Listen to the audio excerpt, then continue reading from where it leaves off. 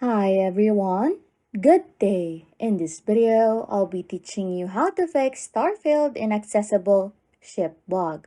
Okay, first things first, you'll need to activate the console command. Just simply press the tilde button on your keyboard and this will open up a world of possibilities.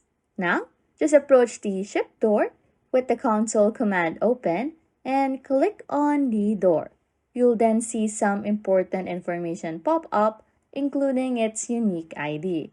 If the first attempt doesn't work, don't worry, because we have a plan B. Just go into the first person mode and get up close and personal with that door hatch.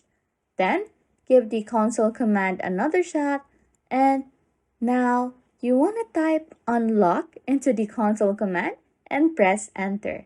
And as simple as it is, hopefully this solves your problem. Anyways, if you like content like this, don't forget to subscribe to this channel or comment down below any tutorials you want us to make so we can help you. And that's it. You can now fix Starfield Inaccessible Ship Bug. Thanks for watching and happy scrolling.